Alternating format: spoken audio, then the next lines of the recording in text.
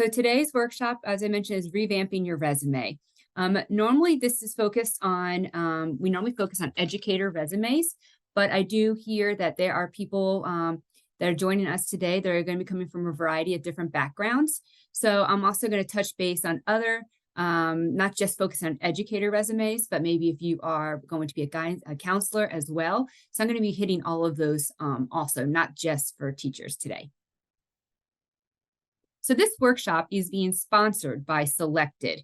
Selected is a teacher recruitment platform. It is free for educators, anyone who's actually wants to seek a position in the field of education. So if you are a counselor, special education teacher, general education teacher, maybe you're focusing an administrative role in education, Selected is a great platform for you to become part of.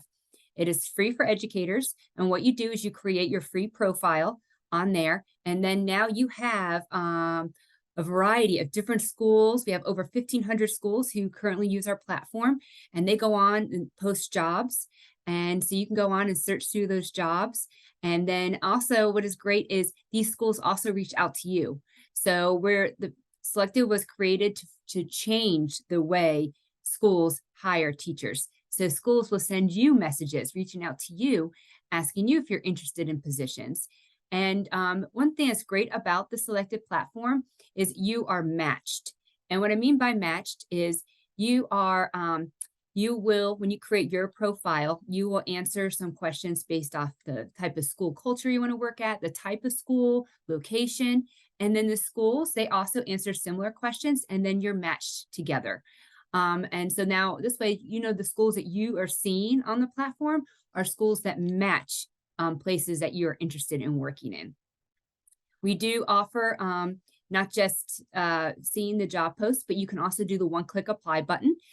So whenever you do see a job post, if you feel like it matches your interests and qualifications, you know, you can go on, hit the one-click apply. Some of the schools, I mean, I'll be honest, most of the schools do have a next step. Some of them want you to go onto their platform. Some of them might not. So definitely pay attention to any follow-up steps.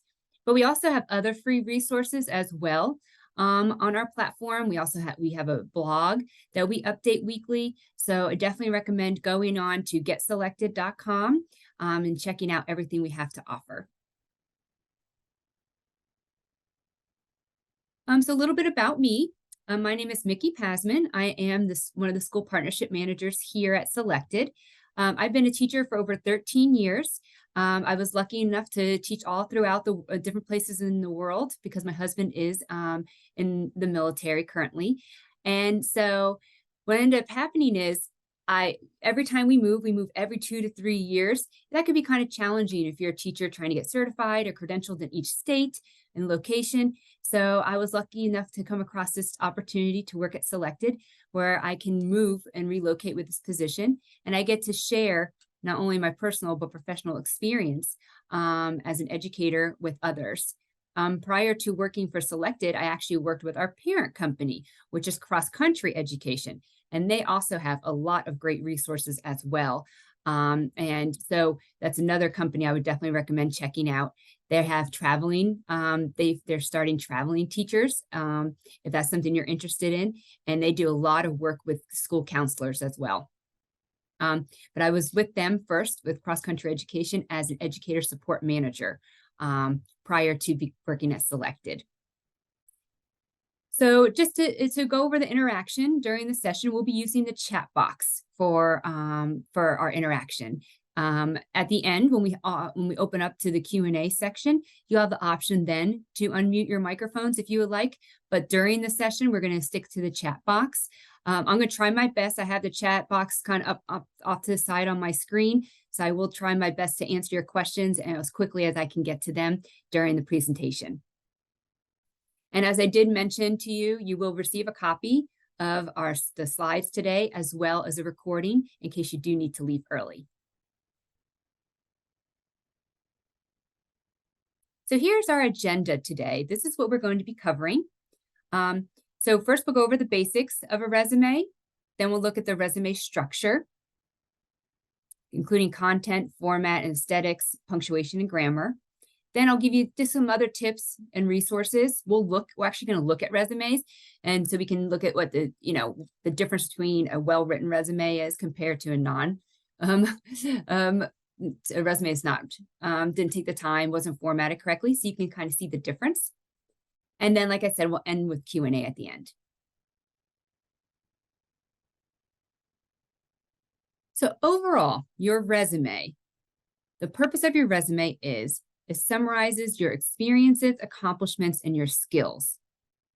Okay, that's what it's supposed to be. When a recruiter's looking at your resume, it's supposed to be a summary of everything you did. You want to sell the most important parts of your professional experience to the employers. So you want to showcase all the things that make you stand out. And remember, your resume secures interviews, not jobs. You want, when a school looks at your resume, you want them to call you for that interview. That's the purpose of your resume, is to get to that interview. So that's what you have to think of when you are creating this. You're trying to get the interview. Then when you get in the interview, that's a whole other ball game, which we have webinars for that as well. But that's when you get to really shine and show off all your experience.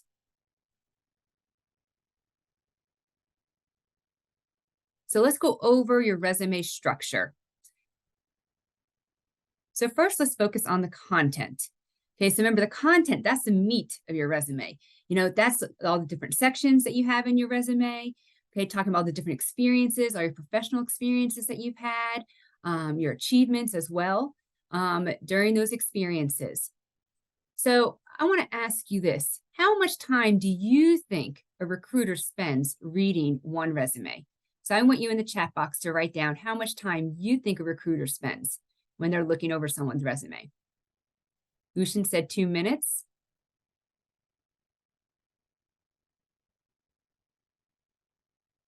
Nada said 2 to 3 minutes.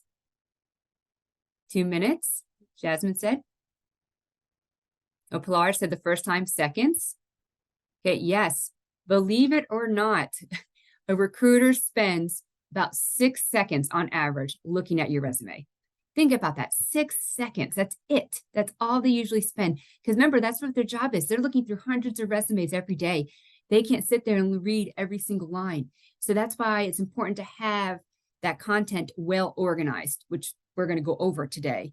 You want to make sure you include the important parts, not every little detail, just the most important parts, because you only have 6 seconds to convince that recruiter to take your resume and move it to the yes pile for interviewing.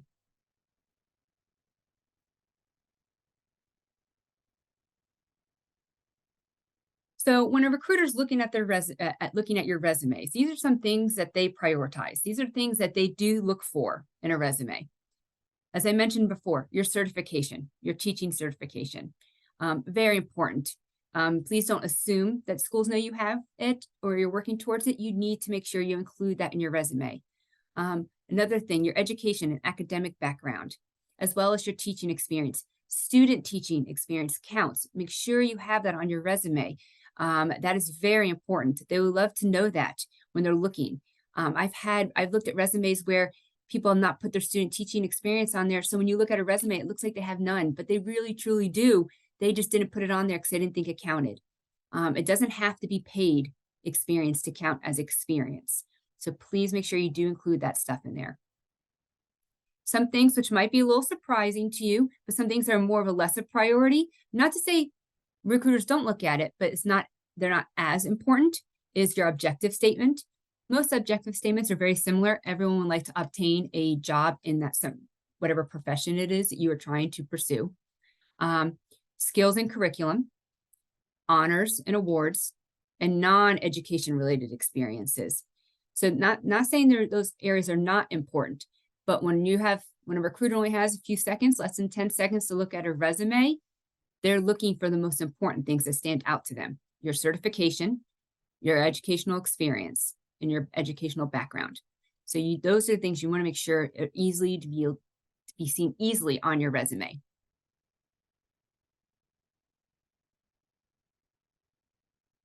Now, let's do this again. I'm going to show you a different resume. Okay. So we're going to do the same thing again. I'm going to act like pretend you're a hiring manager. I want you to look at this resume for 6 seconds, and I want to ask you the same questions. How did you feel when you were looking at this resume? What did you like or dislike about this resume? And what assumptions can you draw about this individual? So I'll switch it over so you can see the resume. We have 6 seconds. I'll count down. 6, 5, 4, 3, 2, 1. Okay, so now in these 6 seconds that you had to look at this resume, I want you in the chat box, tell me what you think. How did you feel looking at this resume? What did you like or dislike about this resume? And what assumptions can you draw about this individual just from looking at their resume in less than 10 seconds?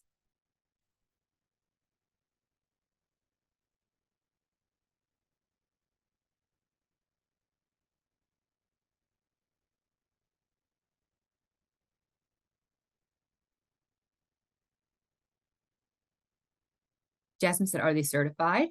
Good. Michael said, less clutter, more organized, easier to follow.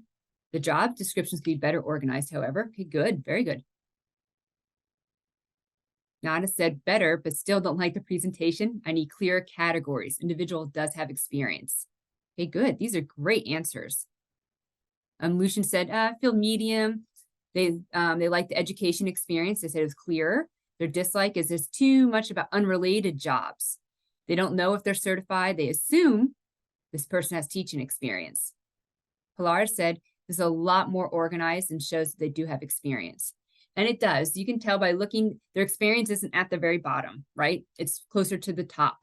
Okay, their education, they have their education listed, but it's very well organized what their educational background is. And you can see their experience. Yes, they can still definitely improve it because some of that is not related to teaching or education, I should say. So it definitely could still be improved, but this one, is a step up compared to the one we saw before. So now, in your opinion,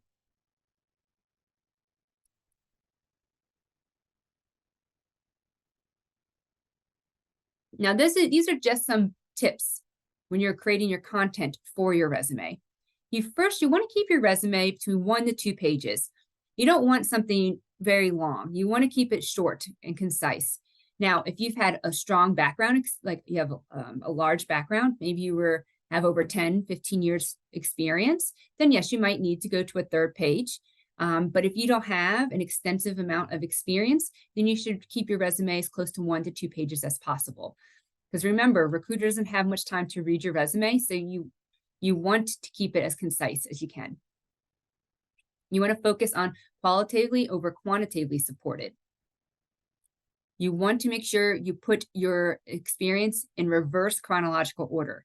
So what that means is you want to have the most recent experience on top, and then your oldest experience at the bottom.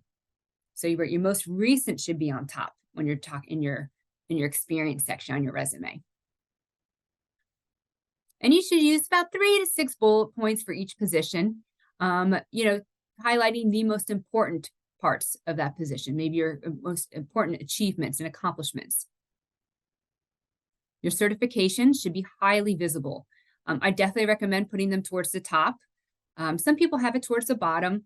I mean, that's okay as long as they stand out, but I recommend putting them closer to the top if possible, because that's one of the first things some schools are going to look for. Because if you don't have it, some schools require certifications. So that'd be something easy for them to find then.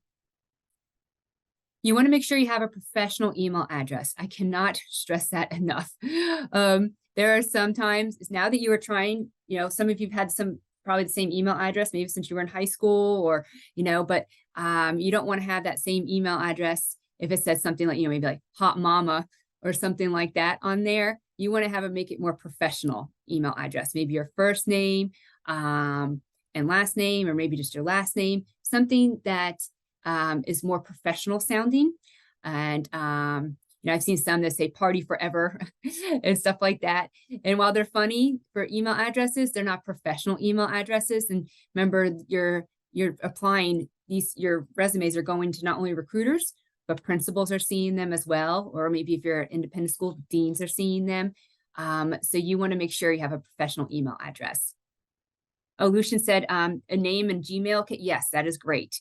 That is great to have that. Even if it's your last name and maybe a number or two, that's fine too.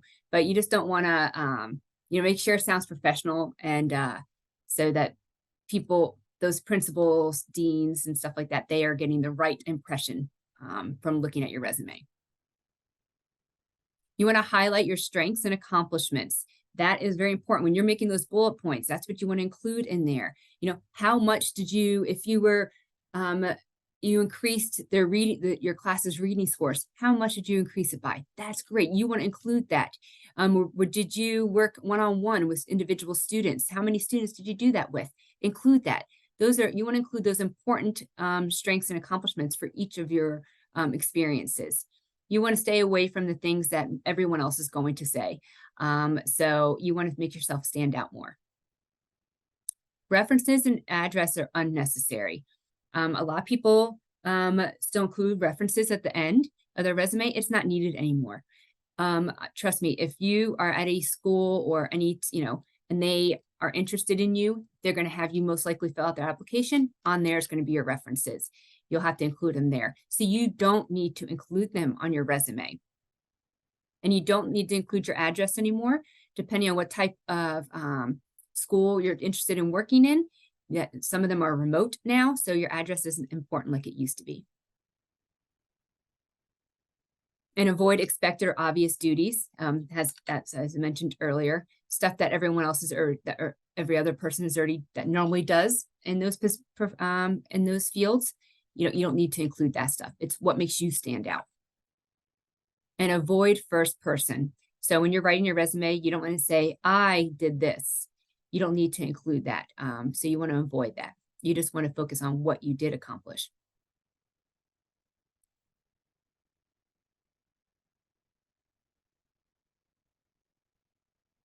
So when you're in doubt, maybe you're like, okay, what do I include? I have this 5th grade teaching experience. What do I include from that experience? You're not quite sure what to put in. Just something to think about. You could use 3 bullets. One, focus on the curriculum you used, instruction and planning, and behavior and student discipline. Now, I'm not saying you have to use those 3. I'm saying if you're in doubt, you're not quite sure what to use, those are 3 good ones to focus on when you're creating your bullets for that job. If you're a counselor, you could focus on similar things. Maybe, what socio-emotional curriculum did you have experience with? What type of counseling lessons did you prepare? How did you handle behavior and student issues during your professional experiences? So you can use those and tailor those bullets to match, your field of education that you are in. And, any extra additional responsibilities, achievements that you had, include them in there. Remember, you're trying to make yourself stand out amongst others who are applying for that same role.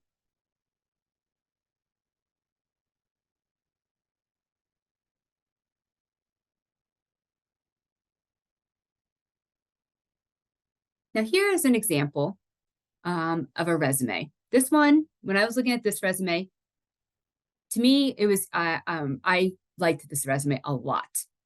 And I want you to take a moment, look at this resume, and in the chat box, I want you to tell me, what do you like about this resume? And why is this resume easy to read? What stands out to you when you look at this resume?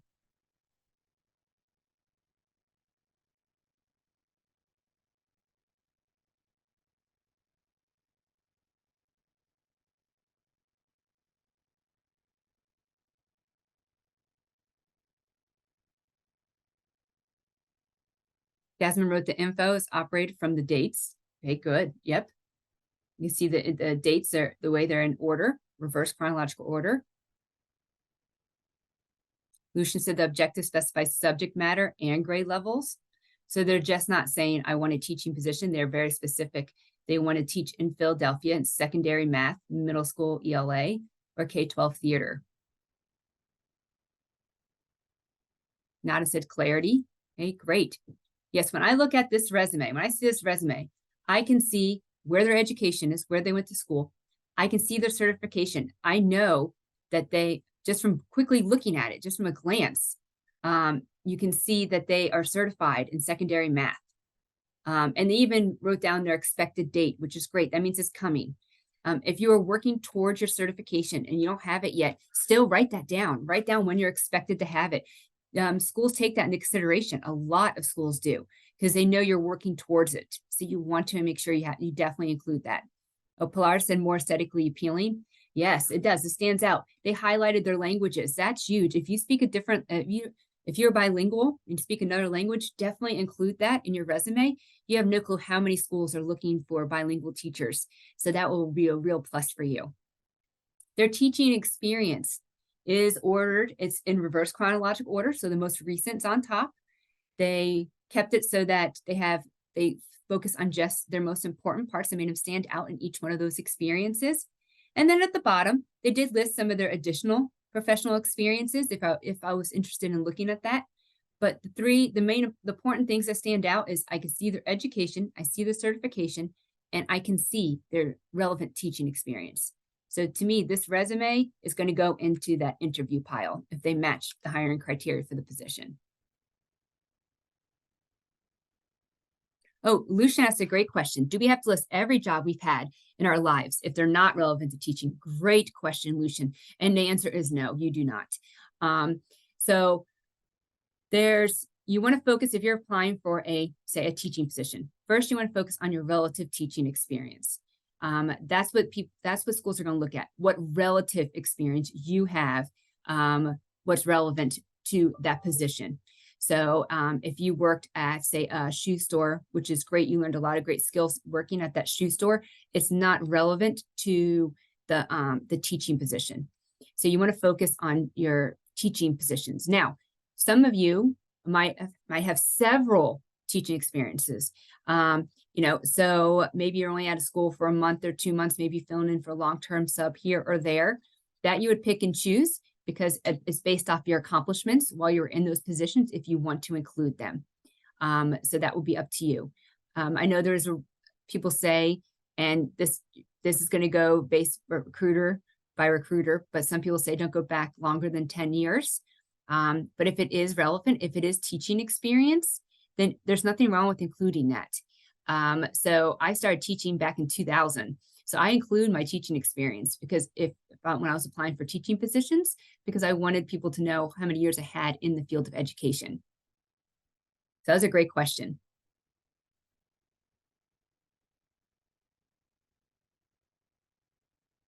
So now let's focus on formatting and aesthetics.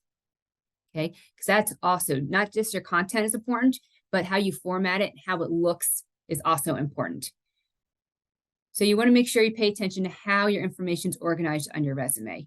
You had seen sample resumes. We saw firsthand how important it is to have your resume organized, so things are easy to find on your resume. You want to keep it clean and simple. You don't want to have all these different things going on in your resume. So this way, when a recruiter looks at it, they have a hard time focusing on the important stuff. And the golden rule, and you'll see this a couple times throughout the presentation today, stay consistent with your formatting. If certain things are capitalized, make sure they're capitalized all throughout your entire resume. If you have a period at the end of each statement, make sure every statement has a period at the end. So you want to stay consistent. And we'll go over that a little bit more later.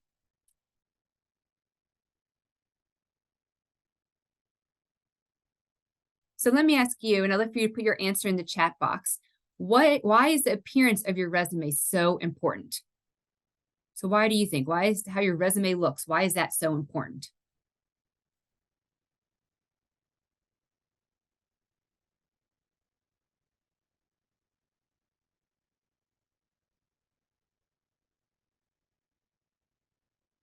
Oh, Jasmine, perfect. Yes, it's the first impression before they read the info on it. Yes, it's reflective of the type of person you are. Yes, great, Pilar. Reflects who you are, organized, disorganized, how you feel about yourself. Yes.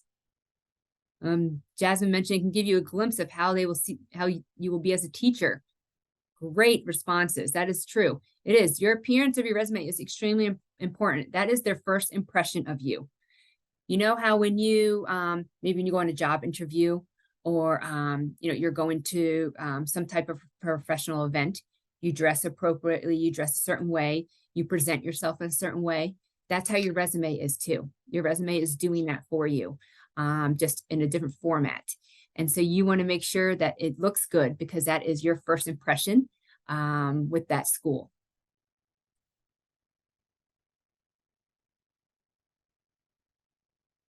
So regarding your resume structure, as I mentioned, you want a clean, simple template. Don't make it overwhelming with things all everywhere because it'll be very hard for the recruiter to focus on the important parts. As I mentioned before, stay consistent with formatting. And as I mentioned, like if you, every statement, if you have if it ends with a period, make them all end with a period. If something's underlined, if say your job title is underlined, make sure every job title you've had is underlined. If you are bulletin, or I'm sorry, making larger, like your education headline, professional experience headline, make sure they are the same. So you just want to make sure it is consistent throughout your resume. 1 to 2 fonts maximum. You don't want to have all these different fonts because it takes away from the meat of your resume. And I definitely highly recommend saving your resume as a PDF. I know a lot of people want to save the resume as a doc, but the thing with this, if you save your resume as a Word doc, what happens is you send your resume off to school. Maybe you apply on a certain website, LinkedIn, Indeed, and it took you to the school's website, and now you're trying to apply. If you send your resume as a Word document, not every recruiter has Word. They might be using a Mac computer, and maybe they don't have the Word compatible program on it. You don't know how they are receiving your resume. So if you put your resume in PDF format, it ensures your formatting doesn't get ruined. And because I've opened up several Word documents where that teacher spent a lot of time, it probably looked great on their end, but when I go to open it on my end, because my Word document program isn't compatible with theirs, now everything just blended together. And it wasn't organized anymore. It was just line after line, and it was hard to read. So if you save it as a PDF, this way you don't have to worry about your formatting getting all ruined and messed up, because no matter what type of program they have, when they open up a PDF, your document stays the same. So I definitely recommend saving as a PDF before you send it. Some suggested fonts, Calibri, Cambria, Georgia, Garamond, Didot. Can't go wrong with Times New Roman. I mean, I wouldn't do like Comic Sans or anything like that. Stick with professional looking fonts. As I mentioned, just stick to 1 or 2 fonts. You don't want to have a whole bunch of different fonts on there. It'll take away from the importance of your resume. Oh, Pilar said, is there a suggested font size? That is a great question. You could adjust your font size as needed, but you should stay between 10 and 12. So for a font size, it kind of depends on how much information you have on your resume. If you have a lot of experience that you're trying to put in, if you've been teaching or you've been, a counselor for many years, and you have a lot of information you need to put in, you might be on the lower end, closer to 10. Maybe if you're a beginning teacher, you don't have as much experience, so you could be closer to 12 for your font size. So that just depends on your experience. Oh, and Jasmine said, how about margins? Should we leave it 1 inch all around? Jasmine, same thing. That's going to be very similar. It really depends on your experience and how much you have to fit in. Some people go a little bit less than an inch on either side, as well as the top. Some people have headers. Headers they're not as recommended as they used to be because not all schools, but some schools do have applicant tracking systems, and headers have a hard time being read. So they're not as recommended as they used to be. But the same with your margins. You can, instead of putting a header, you can minimize your margin a little bit at the top, same at the bottom. It really depends on how much you need to put in your resume. You don't want to have smaller margins if you don't have a lot, because then your resume will only be half a page. It won't look as nice. So it's going to come down to how much you need to put into your resume. So my resume, since I do have quite a lot in there, I have my margin set to a 1/2 inch on either side, and same on the bottom and top. So great questions.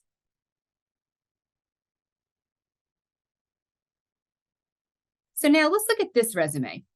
Okay, based off, I've gone over, how to, work on formatting, style, what information to include, like in your content, So now looking at this resume, how would you fix the formatting of this resume? So look at the formatting, look at the style of the resume, and in the chat box, how would you fix it? What would you do?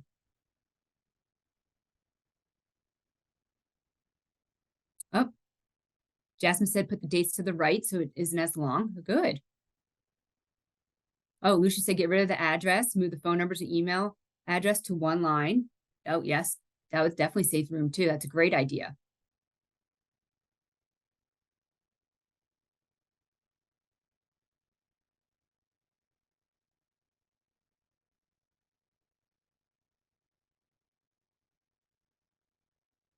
And some things that you've noticed when you're looking at the resume, so they have dashes here and they're listing their what they've done under each under their experience, but then here they have a random dash here.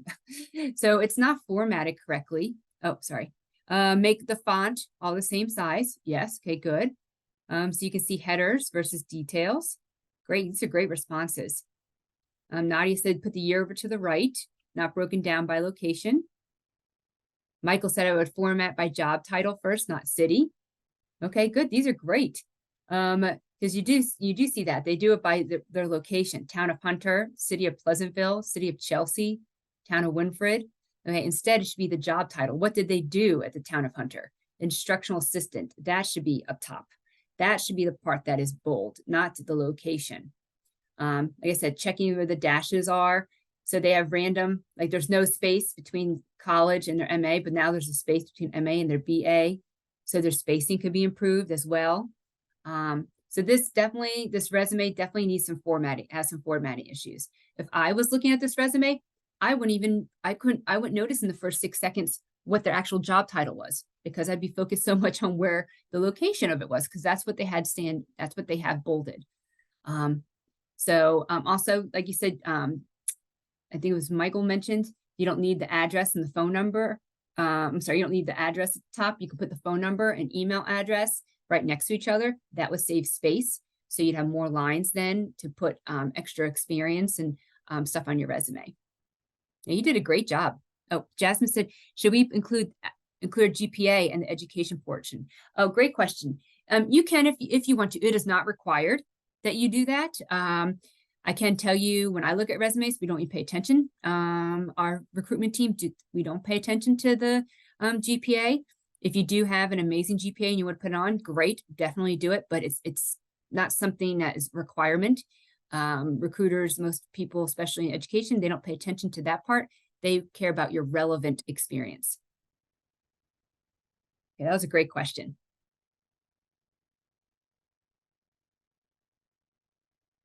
Some strategies for visual organization when you're trying to organize your resume. So you want to use a visual hierarchy. So uppercase and lowercase letters, bold, italicized, underlined, font size. You want to keep it the same throughout. So in that last example, they had all the locations bolded. And as we mentioned, that's probably, they should have instead bolded their job titles. But then if they bolded one job title, they should have all job titles bolded. Stay consistent. Lines and boxes per section. Yes, some people do put lines there to separate each section. That is great. You can do that. It helps keep it organized. But if you do it for one, you should do it for all of them. And that's what we're saying, like keep it consistent. Use indent and line breaks, especially if you are having your bullets underneath your experience. Make sure you do have bullets so they stand out a little bit more. They're indented a little bit so they stand out so they can actually read what accomplishments you did for each professional experience you had.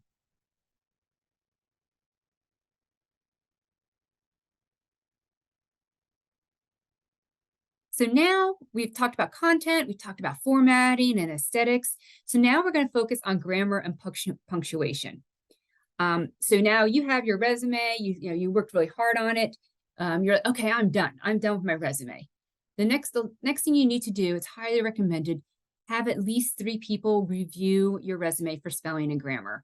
I know some of you are like, 3 people, And the reason why is when you write something yourself, you know what it's supposed to say. You already know in your head what it's supposed to sound like.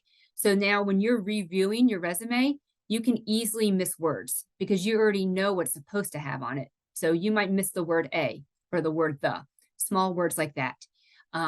Maybe something was capitalized that wasn't supposed to be, or maybe you capitalized 2 letters in a row and they weren't supposed to be. Little things like that. It's harder for us to catch it when we're doing it ourselves for our own resume. So have someone else check over your resume. Have them look over for spelling and grammar. See if they see any spelling mistakes, see what they notice, because they're probably going to pick up on something that you might not. Like with my students, I would do that same thing with my students. I would tell them they have to share their writing with another student because that other student is going to see things that the person who wrote that piece isn't going to notice. So definitely do that. Share it with someone else. And as I said before, consistency is key. Stay consistent. If you bolded job titles, make sure all the job titles are bolded. If you indented and put bullets highlighting what your accomplishments, make sure you do it for each experience. You want to be consistent throughout your resume. It makes it clearer and easier to read.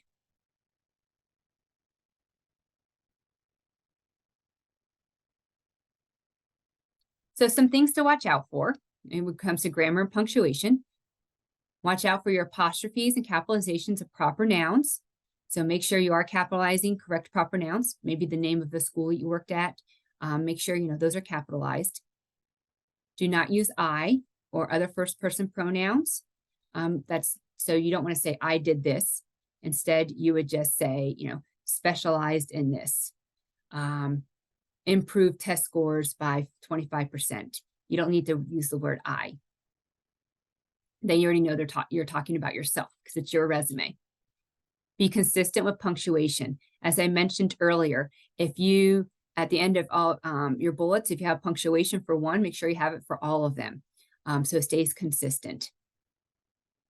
And as I mentioned before, please make sure you have at least 3 people just read over your resume for spelling and grammar.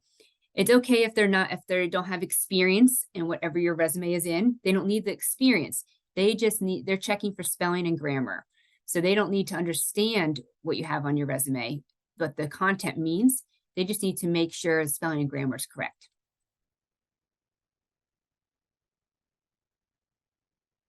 So now we're going to start wrapping up today's webinar. I just want to remind you before we move over to the Q&A section, just remind you that this webinar is sponsored by Selected. I highly recommend, if you haven't done so already, go on, create your free account. You just go to getselected.com. And when you go to getselected.com, it is a free resource for educators who want to work in the field of education. You get matched up with schools. It gives an opportunity for schools to reach out to you, as well as you can reach out to schools based off the jobs that you're interested in. And so I definitely recommend, if you haven't done so, to please do that.